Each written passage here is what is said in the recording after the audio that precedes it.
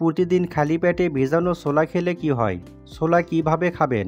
ছোলা খেলে ওজন বাড়ে নাকি কমে? এছাড়া জানতে পারবেন কারা ছোলা খাওয়া থেকে বিরত থাকবেন। সম্পূর্ণ বিষয় জানতে সাথেই থাকুন। ছোলায় বিভিন্ন প্রকার ভিটামিন, খনিজ লবণ, ম্যাগনেসিয়াম, ফসফরাস, কপার এবং আয়রন থাকে। অনেকেই জানতে চান কোন ছোলায় পুষ্টিগুণ বেশি, অর্থাৎ কাঁচা নাকি রান্না করা ছোলায়। আসলে ছোলার পুষ্টিগুণ বাড়ে আপনি কিভাবে খাচ্ছেন তার উপর নির্ভর করে। কোন খাবারের সাথে মিশাচ্ছেন আর কিভাবে পরিবেশন করছেন। ছোলা কাঁচা অথবা সিদ্ধ করে খাওয়া হলে সম্পূর্ণ পুষ্টিগুণ পাওয়া যায়। খাওয়ার আগে অবশ্যই ভিজিয়ে রাখতে হবে। না ভিজিয়ে দ্রুত সিদ্ধ করে খাওয়া স্বাস্থ্যের জন্য ক্ষতিকর। ছোলা কমপক্ষে 6 ঘন্টা ভিজিয়ে রাখার পর খাওয়া উচিত। এতে করে ছোলায় যদি কোনো রাসায়নিক পদার্থ মিশানো থাকে তা দূর হয়ে যায়, এমনকি জীবাণু মুক্ত হয়। ছোলা ভুনা করে রান্না করলে পুষ্টিগুণ কমে যায়। বরং সিদ্ধ ছোলার সঙ্গে শসা, টমেটো, আদা, মশলা, সামান্য সরিষার তেল মিশিয়ে খাওয়া স্বাস্থ্যের জন্য ভালো। এছাড়া এতে টক দই, লেবুর রসও যোগ করতে পারেন।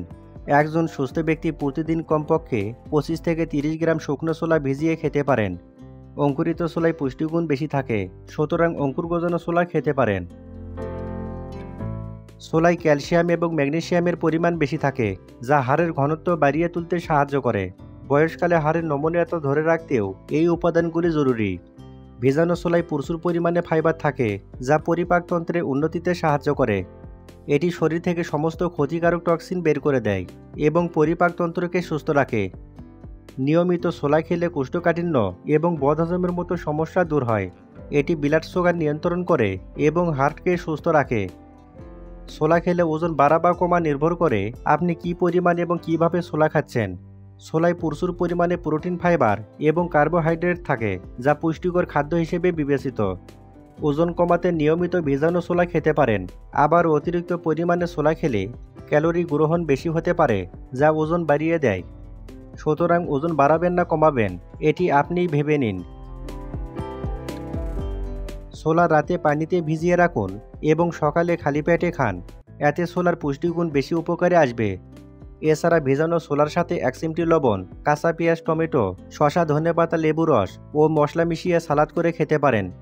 এতে ক্যালোরি কম থাকে এবং ক্ষুধাভাব দূর করা সম্ভব। ভাজা বা তেলে রান্না করা ছোলার পরিবর্তে ভেজানো বা সিদ্ধ ছোলা খাওয়া শরীরের জন্য ভালো। ছোলা খাওয়ার পর পর্যাপ্ত পানি পান করুন।